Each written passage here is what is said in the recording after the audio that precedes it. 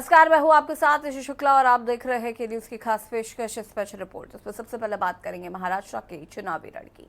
दरअसल नवी मुंबई में नाइक फैमिली की साख दांव पर है। साथ ही हम बात करेंगे उत्तराखंड के केदारनाथ विधानसभा सीट पर छिड़े संग्राम की और चलते बात पराली जलाने की बजाय उसका इस्तेमाल खाद के लिए किए जाने की। तो चलिए चलते हैं खबरों के विस्तार में।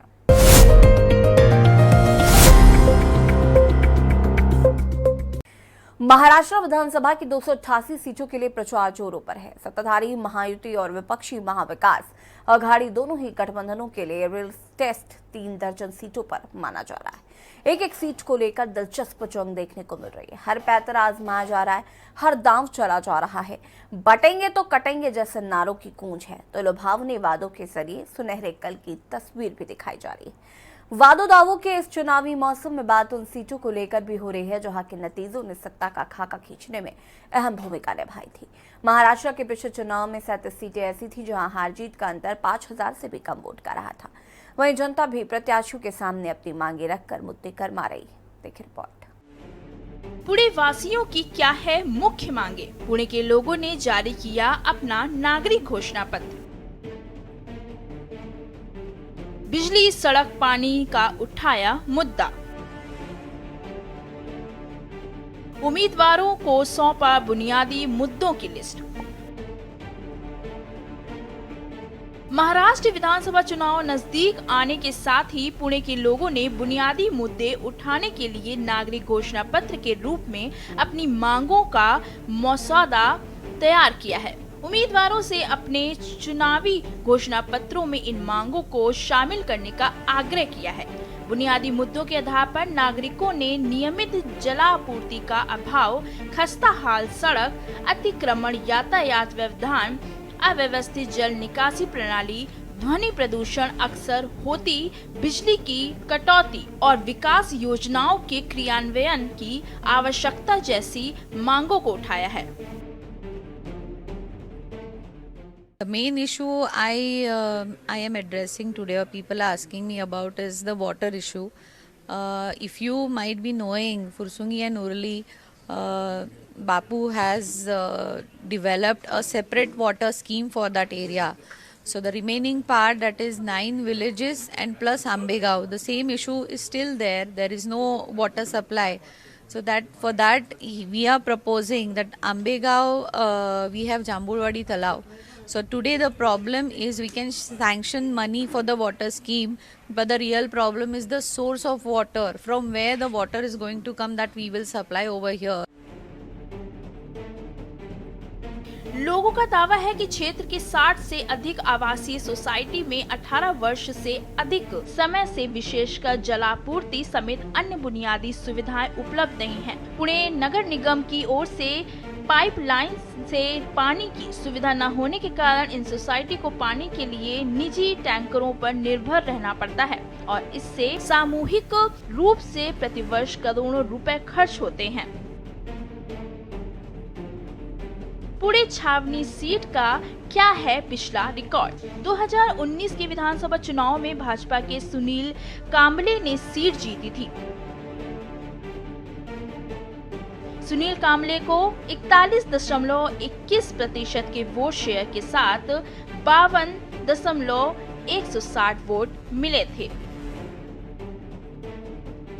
कांग्रेस के बागवे रमेश आनंद राव को हराया था। 2014 के विधानसभा चुनावों में भाजपा के बापट गिरीश भालचंद्र ने यह सीट जीती थी। कांग्रेस उम्मीदवार डॉक्टर रोहित दीपक तिलक दूसरे स्थान पर रहे थे। भाजपा के बापट गिरीश भालचंद्र ने डॉक्टर रोहित दीपक तिलक को 42,272 वोटों के अंतर से हराया था। बुनियादी सुविधाओं में सुधार की नहीं। आपको बता दें कि उंद्री में सोसाइटी न्यायती चेस्टरफील्ड के निवासियों ने दावा किया कि 20 वर्षों से अधिक समय से इन क्षेत्रों में रह रहे हैं, लेकिन बुनियादी सुविधाओं में कोई सुधार उन्होंने नहीं देखा है। मूलभूत सुविधाओं का अभाव है और नगर निकाय विधायकों व सांसदों सहित सभी अधिकारियों के संपर्क किया है, लेकिन कोई सफलता नहीं मिली। निराश होकर चुनाव का बहिष्कार करने पर भी विचार किया। यहाँ तक कि उन्होंने अपनी सोसाइटी के बाहर पानी नहीं तो वोट नहीं के बोर्ड भी लगा दिए, लेकिन अब आखिर में उन्होंने घोषणा पत्र का रास्ता अपनाया। लोगों ने एनसीपी अजित पवार गुट और शिवसेना एकनाथ शिंदे गुट के उम्मीदवारों को अपना मांगों का चार्टर सौंपा है। उनसे मांगों को जल्द पूरा करने की अपील की है। शिवसेना एकनाथ शिंदे गुट के उम्मीदवार की बेटी ने लोगों के मांगों का चार्टर स्वीकार किया। उन्होंने माना कि पानी की सप्लाई जैसे मांगे जरूर पूरी होनी चाहिए। एनसीपी अजित पवार गुट के उम्मीदवार और पूर्व आईएएस अधिकारी संभाजी जेंडे के मुताबिक लंबे समय से चल रही समस्या तेजी से होते शहरीकरण और बढ़ती आबादी का नतीजा है। पहले लोगों ने अपने सोसाइटी के बाहर पानी नहीं तो वोट नहीं जैसे बोर्ड लगाकर चुनाव बहिष्कार का ऐलान किया था। अब उन्होंने उम्मीदवारों को मैनिफेस्टो देकर अपनी परेशानियों को दूर करने का मौका देने का फैसला किया है। बता दें कि महाराष्ट्र विधानसभा चुनाव 20 नवंबर को होंगे। वोटों की गिनती 23 नवंबर को होगी। स्पेशल डेस्क के न्यूज इंडिया। महाराष्ट्र विधानसभा चुनाव में अजीब नजारे देखने को मिल रहे हैं। नवी मुंबई की दोनों सीटों पर एक बार रोमांचक मुकाबला है। दोनों सीटों पर नाइक फैमिली की साख दांव पर है। देखिए रिपोर्ट। नवी मुंबई में चुनावी जंग, एरोली और बेलापुर सीट पर रोमांचक मुकाबला। नाइक फैमिली की साख दांव पर। 2009 और 2014 में नाइक फैमिली ने हासिल की थी जीत। नाइक फैमिली के मुखिया गणेश नाइक एरोली से बीजेपी उम्मीदवार हैं।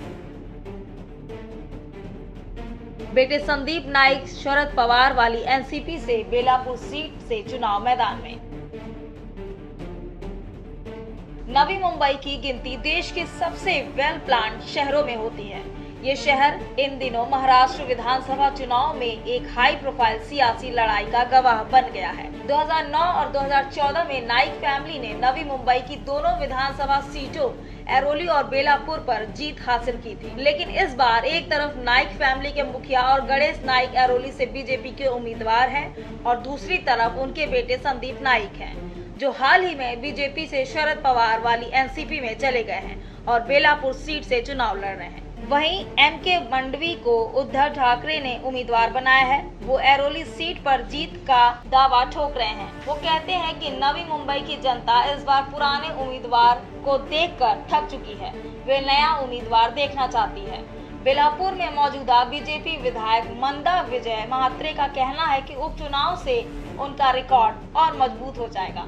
जनता मुझे जानती है। यहाँ 10 साल तक विधायक रही हूँ और उससे पहले 6 साल तक विधायक रही हूँ, इसलिए मेरी कार्यशैली को हर कोई जानता है।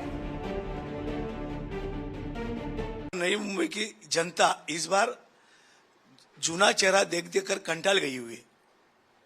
नया चेहरा देखना चाहती है और नया चेहरा के माध्यम से एमके मौर्य सामने आया हुआ है और अरवली विधानसभा के मतदार राजाओं ने तय कर लिया है कि कौन से भी हालत में हम लोग इस बार नया चेहरा एमके मौर्य को मशाल का बटन दबाकर 20 तारीख को हम लोग चुनवा के देंगे। पब्लिक है, जनता मुझे पहचानती है। मैं 35 ईयर से काम करती हूँ यहाँ पर। 10 साल विधायक हूँ, उसके पहले 6 साल विधायक थी। तो मेरा काम करने का जो अंदाज है वो सभी को पता है कि ताई ने आज यहाँ 2000 करोड़ का मेडिकल कॉलेज और हॉस्पिटल लाई है। तो ये छोटी कोई बात नहीं है।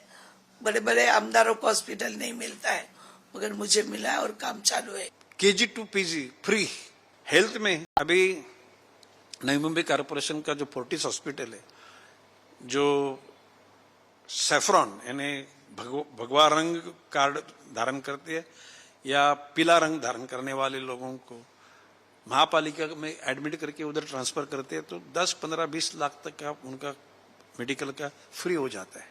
आने वाले इस एमएलए चुनाव के बाद में जो बैकलॉग इस बेलापुर मतदार संघ है, क्योंकि बेलापुर मतदार संघ में जो एमएलए है वो लोगों तक पहुंच नहीं पाए। लोगों को आप पूछेंगे तो एमएलए को लोगों ने देखा नहीं है उनके वार्ड में, और ऐसी स्थिति में काफी बड़ा बैकलॉग वापस उसको भरना और यहाँ पे जो प्लान सिटी को फिर एक बार उसके प्लानिंग के साथ आगे बढ़ाने का प्रयास मेरा रहेगा। उसमें युवा वर्ग है, युवा वर्गों के लिए रोजगार निर्मित है, उनके लिए प्रशिक्षण है, उसके बावजूद महिलाओं की सुरक्षा का भी एक मसला है। उसमें इस सब चीजों को आगे लेके जाके ये जो 2-3 साल में ये शहर थोड़ा सा पीछे गया है, इस शहर का पानी और शहर में लेके जाने का प्रयास किया गया। उस समय मैंने आवाज उठाई। बेलापुर में एकनाथ शिंदे वाली शिवसेना के बागी और रिटायर्ड आईएएस अधिकारी विजय नाहटा की एंट्री से मुकाबला और रोमांचक हो गया है। विजय नाहटा निर्दलीय चुनाव लड़ रहे हैं, वहीं इलाके के वोटर विकास, युवाओं के लिए रोजगार के ज्यादा मौके जैसे मुद्दों पर चुनाव की बात कह रहे हैं। कई लोगों ने शहर के इंफ्रास्ट्रक्चर और सड़कों में सुधार की मांग भी की। आई एक्सपेक्ट डेवलपमेंट एंड जितना मैं देख रही हूँ हमारे एज ग्रुप में स्पोर्ट्स बहुत ज़्यादा है, तो उस पर उनको थोड़ा और ज़्यादा ध्यान देना चाहिए लोकल स्पोर्ट्स में, नॉट सिर्फ क्रिकेट एंड लड़कियों के लिए स्पोर्ट्स एंड डेवलपमेंट तो हो ही रहा है। एंड आई हर्ड कि नवी मुंबई एकदम क्लीनेस्ट सिटी में आ चुका है, लेकिन जहाँ पे मैं रहती हूँ उसी गली में इतना कचरा फैला रखा है। इट्स लाइक थोड़ा आयरॉनिक है ये। यहाँ के जो रोड वगैरह है वो बहुत कंजेस्टेड है, वो बड़े होने चाहिए, और यहाँ पे नागरिक सुविधा की जो यह है वो अच्छी तरह से इम्प्लीमेंट होना चाहिए।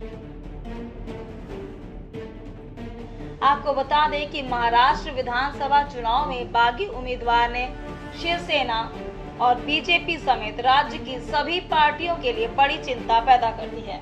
अब देखना ये होगा कि हार जीत का ऊंट किस करवट बैठता है। स्पेशल डेस्क के न्यूज इंडिया। यहाँ रुकेंगे छोटे से ब्रेक के लिए, चल हाजिर होते हैं।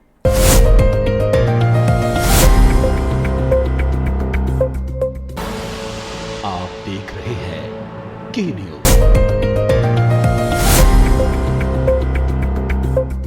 ब्रेक के बाद एक बार फिर से आप सभी का स्वागत है।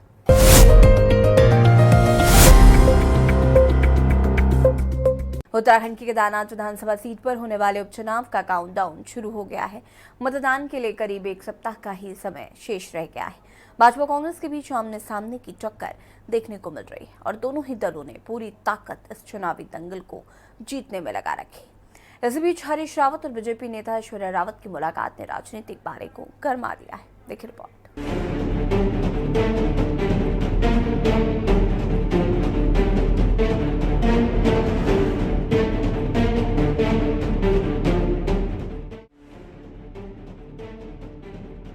केदारनाथ विधानसभा सीट पर होने वाले उपचुनाव के लिए अब बस कुछ ही दिनों का इंतजार बच गया है। मतदान की घड़ी नजदीक आ गई है। राजनीतिक दलों के साथ ही प्रशासन ने भी अपनी तैयारी पूरी कर ली है। केदारनाथ में इन दिनों नेता घर घर जाकर जनता को अपने पाले में करने में लगे हुए हैं। कांग्रेस एक ओर जहां दिल्ली में केदारनाथ मंदिर के शिलान्यास, केदारनाथ मंदिर में सोना चोरी के साथ ही यात्रा की अव्यवस्था को बड़ा मुद्दा बनाकर जनता के बीच में जा रही है। कांग्रेस को पूरी उम्मीद है कि बद्रीनाथ और मंगलौर विधानसभा सीट में मिली जीत की तरह केदारनाथ में भी वह जीत दर्ज करेगी। वहीं भाजपा का दावा है कि कांग्रेस को हरियाणा की तरह केदारनाथ में भी झटका लगने वाला है। केदारनाथ में कांग्रेस पार्टी जीत रही है। वहाँ जिस प्रकार का जन समर्थन, व्यापक जन समर्थन कांग्रेस को मिल रहा है, मैं समझता हूँ कि कोई शक नहीं है कि बद्रीनाथ जैसी जीत कांग्रेस को केदारनाथ में मिलेगी। बहुत अच्छा समर्थन मिल रहा है। हमारे तमाम पार्टी के वरिष्ठ नेता वहाँ पर प्रचार में लगे हैं। हमारे पार्टी के अध्यक्ष, पार्टी के नेता प्रतिपक्ष, पूर्व मुख्यमंत्री, पूर्व अध्यक्ष, जितने महत्वपूर्ण नेता हैं गांव-गांव जाकर के प्रचार कर रहे हैं और जनता से समर्थन मिल रहा है। कांग्रेस जिस तरह से हरियाणा में प्रफुल्लित थी कि कांग्रेस की सरकार बनने जा रही है, शुरुआती रुझानों में उन्होंने देखा कि उनकी पार्टी आगे बढ़ती जा रही है और अचानक जब जो है उनकी पार्टी धीरे धीरे उसकी हवा निकलने लग गई और परिणाम पूरी तरह से भारतीय जनता पार्टी के पक्ष में आया, तो फिर वो चुनाव आयोग पर जो है आरोप लगाने लग गए, ईवीएम पर आरोप लगाने लग गए। तो ये तो उनकी प्रवृत्ति है, ये तो हमेशा हर चुनाव में करते आए हैं। केदारनाथ विधानसभा में भी उनकी स्थिति ऐसी ही होने वाली है जैसे हरियाणा चुनाव में हुई है। वो बिल्कुल दम भर रहे हैं कि हम बद्रीनाथ की तरह, मंगलौर की तरह केदारनाथ भी जीतेंगे, लेकिन मुझे लगता है कि वहाँ की जनता मन बना चुकी है कि हम विकास के साथ रहेंगे। सरकार के विकास कार्यों पर हम जो है मुहर लगाएंगे कि सरकार अच्छा काम कर रही है। तो मुझे लगता है कि केदारनाथ विधानसभा के परिणाम बहुत अच्छे रहेंगे और केंद्र सरकार के द्वारा आदरणीय नरेंद्र मोदी जी और आदरणीय पुष्कर सिंह धामी जी के द्वारा जो विकास को एक तेजी से गति दी जा रही है, वहाँ की जनता विकास के साथ में है। आपको बता दें कि इसी साल 9 जुलाई को केदारनाथ से भाजपा विधायक सैला रानी रावत के निधन के कारण केदारनाथ विधानसभा सीट खाली हुई थी। इस बीच केदारनाथ की दिवंगत विधायक सैला रानी रावत की पुत्री ऐश्वर्या रावत और हरीश रावत की मुलाकात ने भाजपा की टेंशन बढ़ा दी है। कांग्रेस भाजपा पर ऐश्वर्या रावत के अपमान का आरोप लगा रही है। पूर्व मुख्यमंत्री हरीश रावत के साथ ही कांग्रेस के तमाम वरिष्ठ नेताओं ने ऐश्वर्या से मुलाकात की, जिसकी वजह से भाजपा की टेंशन बढ़ गई है। जिसके बाद भाजपा प्रत्याशी आशा नौटियाल ने भी ऐश्वर्या से मुलाकात की और उनकी नाराजगी को दूर करने का प्रयास किया है। वहीं भाजपा प्रदेश अध्यक्ष महेंद्र भट्ट का दावा है कि भाजपा में कोई नाराजगी नहीं है। उनका दावा है कि केदारनाथ में बहुत जल्द ही कांग्रेस के भीतर कोई बड़ी घटना होने वाली है। भाजपा नेताओं में कोई खटपट नहीं, कांग्रेस को सचेत करने के लिए फोटो डालने पड़े। कांग्रेस के लोग अपने अंदर अपना तंत्र को ठीक करें। जो उनके अंदर का जो द्वंद्व है वो धीरे धीरे सार्वजनिक होने वाला है और बहुत जल्दी बहुत बड़ी घटना कांग्रेस के अंदर उस विधानसभा अंदर होने वाली है। मुझे लगता है शायद महेंद्र भट्ट वैसी ही घटना की ओर इशारा कर रहे हैं जैसी घटना उनके साथ बद्रीनाथ में हो गई। अपना गृह जनपद होते हुए, अपना विधानसभा क्षेत्र होते हुए महेंद्र भट्ट भाजपा को बद्रीनाथ से जिता नहीं पाए और अब कांग्रेस की बात कर रहे हैं। तो ऐसे में कहीं ना कहीं चिराग तले अंधेरा वाली कहावत को चरितार्थ किया है महेंद्र भट्ट ने कि पूरे भाजपा संगठन का प्रदेश अध्यक्ष अपने ही गृह जनपद से हार गया और अब जो है दूसरे दल के घर में खतर बतर या टूट फूट करने की पूरी तैयारी की जा रही है। हमें पता है आप लोकतंत्र के हत्यारे हैं, हमें पता है आप संविधान के हत्यारे हैं, हमें पता है आप हॉर्स ट्रेडिंग करते हैं, खरीद फरोख्त करते हैं, हमें पता है कि लोगों को प्रेशर में लेकर आप उस तरह की गंदी और छिछली राजनीति करते हैं महेंद्र भट्ट जी। तो आपकी सोच जितने निचले स्तर तक जा सकती है, कांग्रेस पार्टी वहां एकमुठ है, एकजुट है। हो सके तो जितनी जोर आजमाइश करनी है कर लीजिए, हम भी देखते हैं आपके बाजुओं में कितना दम है। कुल मिलाकर केदारनाथ उपचुनाव में मतदान की उल्टी गिनती शुरू हो गई है। वहीं मतदान की तारीख नजदीक आते ही मुलाकातों का दौर भी शुरू हो गया है।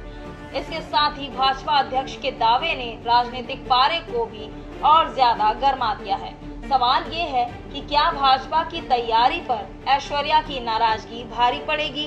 क्या ऐश्वर्या की नाराजगी कांग्रेस के लिए संजीवनी का काम करेगी? क्या कांग्रेस बद्रीनाथ और मंगलौर की तरह केदारनाथ उपचुनाव को जीतने में भी कामयाब होगी या नहीं? Uttarakhand desk report. उत्तर प्रदेश के औरैया जिला प्रशासन ने अनूठी पहल शुरू की। जिले के अधिकारी किसानों को प्रोत्साहित कर रहे हैं कि वो अपने खेतों में पराली जलाने के बजाय उसका इस्तेमाल खाद बनाने के लिए करें। देखिए रिपोर्ट। उत्तर प्रदेश के औरैया जिला प्रशासन ने अनूठी पहल शुरू की है। जिले के अधिकारी किसानों को प्रोत्साहित कर रहे हैं कि वो अपने खेतों में पराली जलाने की बजाय उसका इस्तेमाल खाद बनाने के लिए करें। जिला प्रशासन की इस पहल का मकसद किसानों को पराली जलाने से रोकना है। अधिकारियों का कहना है कि किसान पराली को जलाने की बजाय पशुओं के चारे के रूप में पशुपालन विभाग को दे सकते हैं और बदले में उनसे खाद ले सकते हैं। हम लोगों ने दो किया है। एक तो जो धान काटने की मशीनें हैं उनमें जो थ्रेसर है पीछे वो कंपल्सरी कर दिया कि इससे छोटे छोटे टुकड़े हो जाए, जो कि जिससे कि खुद ही उर्वरक के रूप में वो काम आ जाए, उसको अपने तरीके से मिट्टी में मिला लिया जाए। दूसरा है कि हमारी जितनी गौशालाएं हैं उस पर हम लोगों ने सभी किसान भाइयों से अपील की है कि जो 2 ट्राली पराली लेके जाएगा उसको 1 ट्राली खाद मिलेगी। तो फ्री ऑफ कास्ट 1 ट्राली खाद गोबर की उसे मिलेगी और 2 ट्राली हमें अगर पराली देगा तो हमारे पशुओं के चारे की। इससे हमारी खाद भी वहाँ से हटेगी और हम उसमें पराली जलाना भी। किसानों ने जिला प्रशासन के इस कदम का स्वागत किया है। ये बहुत ही अच्छा डिसीजन है। जितनी भी ग्राम पंचायतों में जहाँ जहाँ गौशाला है, जो भी पराली हम लोग खेतों में जला देते हैं, उससे बहुत ही दिक्कत होती है, लोगों को परेशानी होती है। उसको ना जला के हम लोग उस पराली का भूसा बनवा के पराली गौशाला तक पहुँचाएंगे। उसके अवज में वहाँ से मुझे गौशाला से खाद किसानों को दी जाएगी। पराली जलाना उत्तर भारत में लंबे समय से मुद्दा बना हुआ है। ज्यादातर लोग इसे सर्दी के मौसम में एयर क्वालिटी खराब होने की वजह मानते हैं। यही वजह है कि कुछ राज्य सरकारों ने पराली जलाने के खिलाफ कानून बनाया है। स्पेशल रिपोर्ट में फिलहाल इतना ही। देखते रहिए के न्यूज़ इंडिया। नमस्कार।